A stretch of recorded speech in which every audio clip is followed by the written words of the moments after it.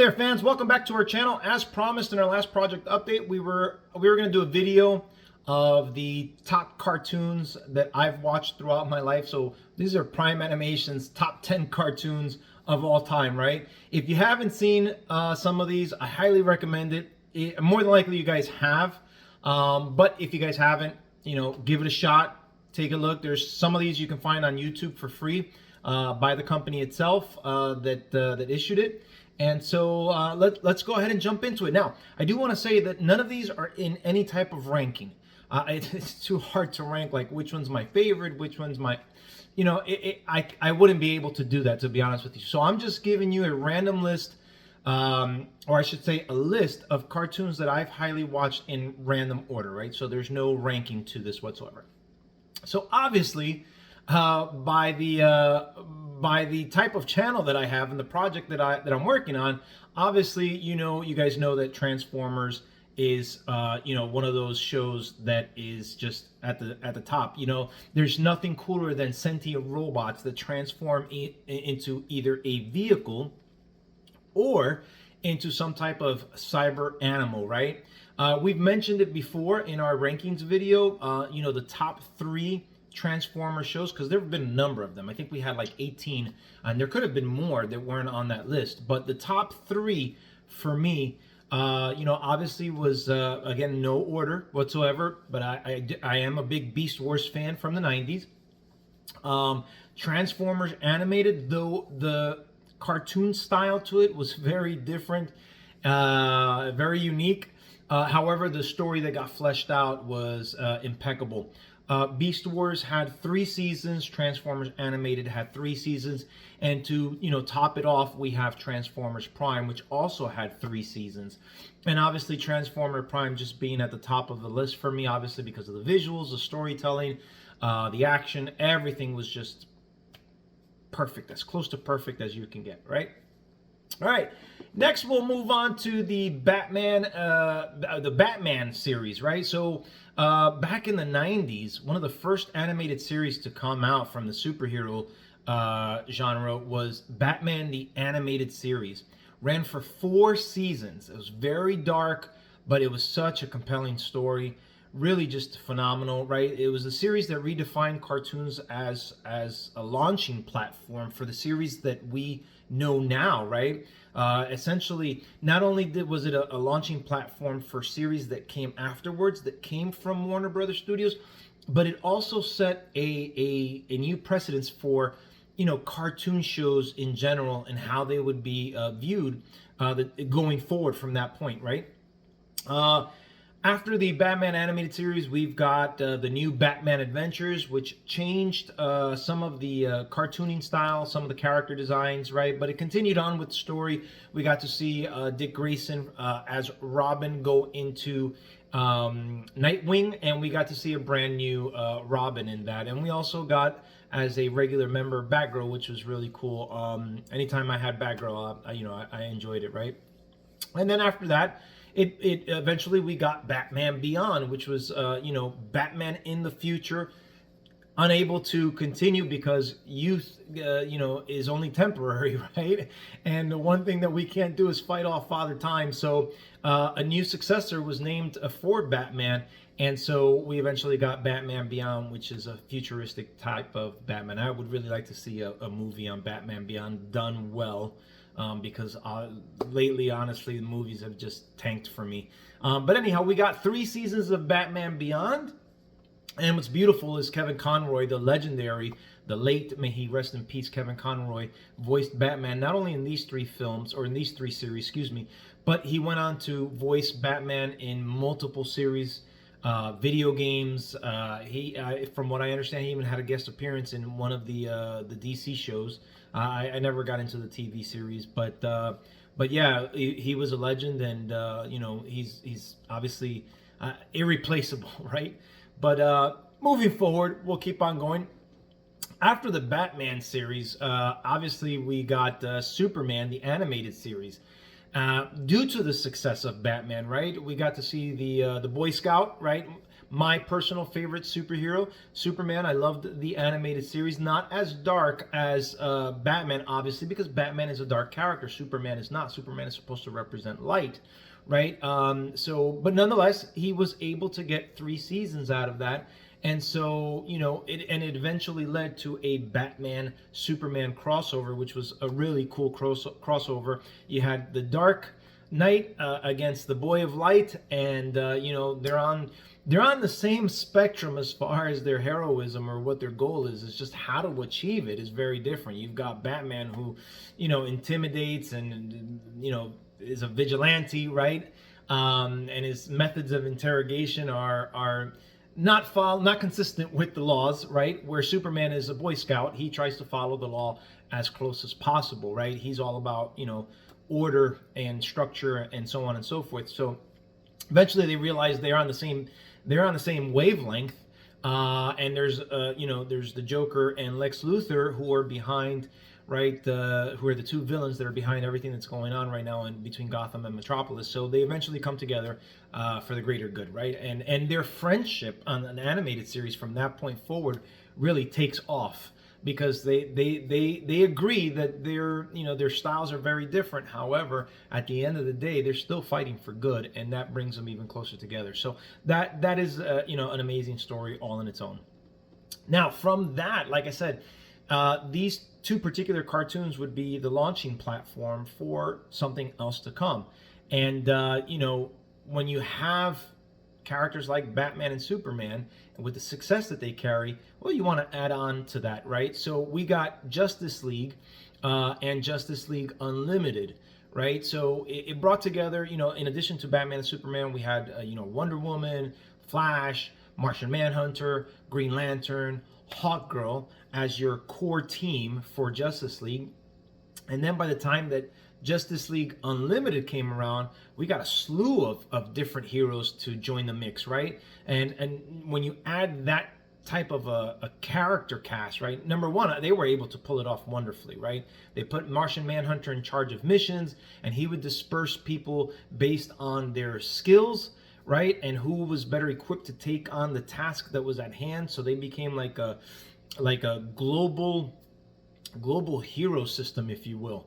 And so you take all these interesting characters, you put them together, an awesome story arc that took place in Justice League Unlimited. And this series is honestly one of the best around, to be quite frank. So if you haven't watched it, highly recommend it. Next up, we've got X-Men. Actually, X-Men was one of my favorites during my teenage years. Many of you folks that have heard my story before know that I got into comics during around the time when my parents got divorced. It was my outlet, if you will, my coping mechanism. So I was very, very big into comics, and between Spider-Man and X-Men, they were the 2 series or 2 group of characters that I collected the most. And when you add in the art style of Jim Lee, well, it was phenomenal.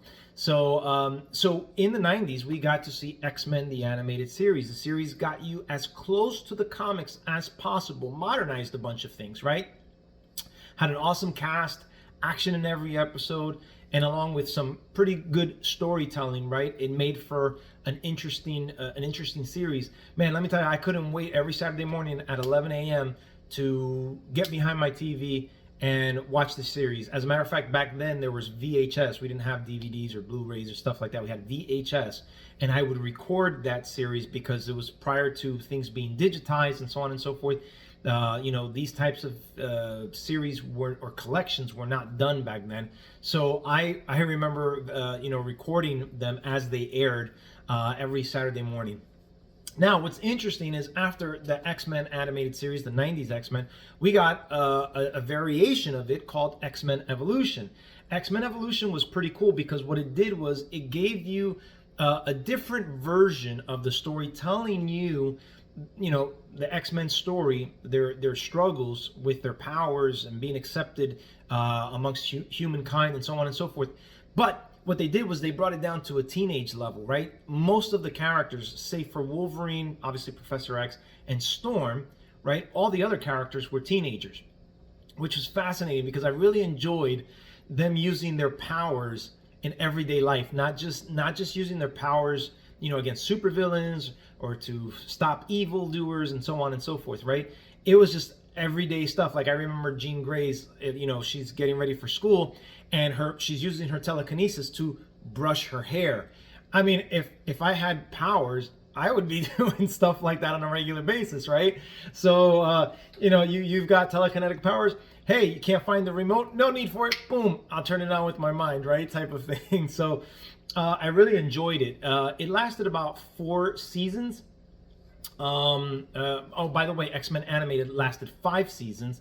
X-Men Evolution lasted 4 seasons, which was really good 4 seasons. And like most cartoon shows, the first season kind of starts you off, but by the second and third season, you really start to, get a really concise story arc. It really puts it together, and then hopefully you get a nice grand finale at the end. And honestly, X-Men Evolution had one of the best endings. Right, it wasn't one of those shows that kind of left you on a cliffhanger, and due to issues behind the scenes between the owners, the cartoon or the network that's airing them, and so on and so forth. There's sometimes internal strife that prevents a series from moving forward or getting greenlit for an additional season. This one had its 4th season, and it ended. I guess it was expected to end. But the interesting thing is, if in the event that it got greenlit for a 5th season, well, the ending would have been suffice still, because it leaves it in a manner that you can definitely, pick up a 5th season. So, but anyhow, definitely recommend checking out X-Men Evolution. The other iteration of X-Men was Wolverine and the X-Men. Sadly, this X-Men only got 1 season, but what a phenomenal season it was. The animation was beautiful, the style, the look. It's giving you, again, the story from a different perspective. At this point, it has more inspiration from the movie adaptation, which I'm not a fan of the movies, honestly, because they deviate so massively from the comics. It's not even funny. Again, you guys know me, I'm a source material guy. Anyhow, but it managed to not completely follow the movie, but it took things where it could, place them, tried to make sense, but it worked.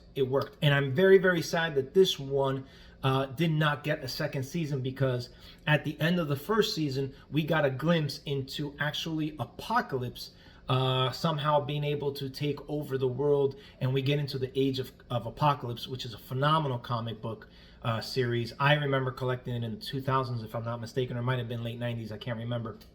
But what a phenomenal series. Could not wait for a proper Age of Apocalypse adaptation.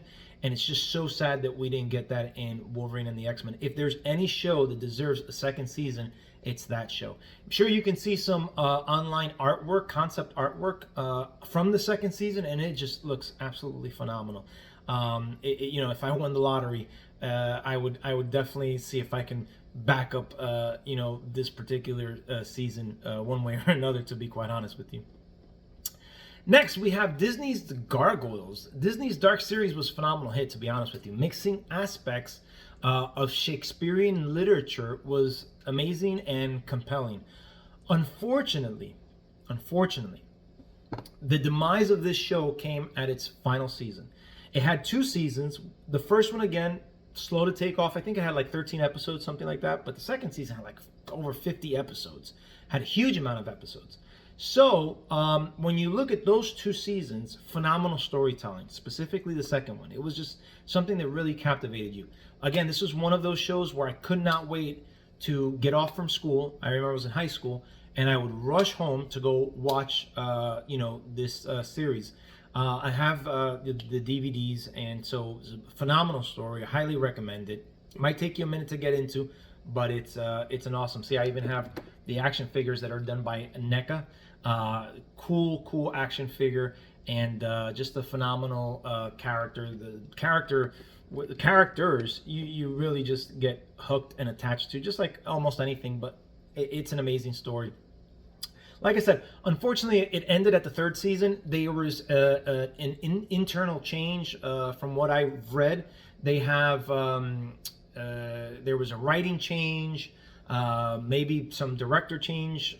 I don't really quite know, but there was a definite leadership change, and so it completely changed. You could tell the style, the storytelling was just completely different, and the airing. I think Disney had bought out ABC at that time, and so they changed from a weekday slot to a weekend spot, and it just. But even I mean that doesn't really matter, the change of the spot. To be quite honest with you, when you have something that's really good, people will come, they'll get captivated by it, and they'll watch it no matter what time. So I don't really think it was the change of channel or the change of time and day. I just think it was the change of direction, leadership, and storytelling that really hurt the series, unfortunately.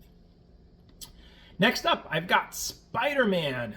Spider-Man the Animated Series. Now, I'm only going to focus on Spider-Man the Animated Series from the 90s.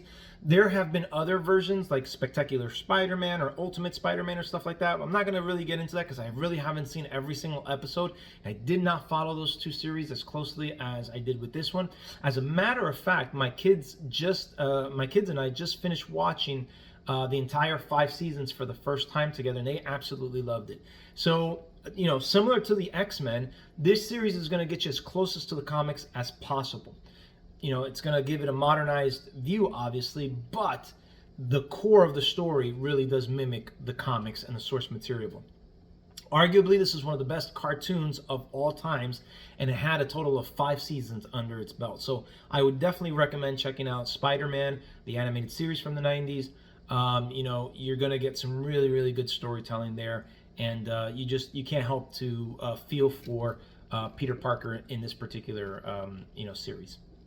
Next up, for you Star Wars fans, Star Wars: The Clone Wars. Put some good CGI and some great storytelling with some great action, and I'm all in, right? So, talk about an adventure, right? The Clone Wars gave us more story and events that took place between Episode 2 and Episode 3. Gave us a full array of new Jedis that we had never seen before, and some, really, really phenomenal lightsaber battles that, makes this series one of the best ever, right? What I really appreciated was the writing of the story and how it tried to keep intact the movies, right? I remember seeing an interview with the director, and he was like, well, I made it very careful not to have Obi-Wan meet General Grievous in the series, because when you get to Episode 3, it's made to seem like this is the first time that they actually meet, where Grievous is saying, is this the great Kenobi? I've heard, I thought you'd be whatever. And, Obi-Wan responds, and he's like, oh, I thought you'd be, whatever as well. It's been a while since I've seen Episode 3, so I don't remember the dialogue. But the point is that clearly that's the first time that they physically saw each other. So, the director made it clear that he said, I wanted to make sure that I kept that. So in our series, you'll never see Obi-Wan meet General Grievous. Why? Because this is canon, right? The Clone Wars is canon to the movies. So you cannot, I mean, for me, you cannot have something that contradicts something else. I know a lot of you guys, especially with the Transformers movies, you guys are making justifications left and right for, ever since the first Transformer movie, the plot holes are so massive and so big, but you guys seem to try and justify those plot holes. Kudos to you guys. To me, it doesn't work. I don't like it, and it drops down where I rank or where I see that particular movie. But anyhow, Clone Wars does a really good job of staying in line, staying within canon, etc., etc. So definitely check it out. Overall, this got 7 seasons. This is actually the highest seasons that I have from this list here. So I would say, this kind of puts it at the top, if not in first place. Next up is Cartoon Network's He-Man. So this was a revision of He-Man, not the He-Man from the 80s. This aired in the early 2000s. One of the best re-imaged cartoons from its original, right? More concise storytelling, greater character development, and backstories that truly fleshed out those characters to a higher degree. I mean, I learned about, the guy before He-Man, King Grayskull, which is where the Castle Grayskull was named from. He was the original bearer of the Sword of Power. They gave you details into Teela's past and how her, Man-at-Arms, is her, I don't know if it's her biological or adopted father. I can't really recall at this point. But The sorceress is her birth mother, her biological mother. So, those things were like, wow.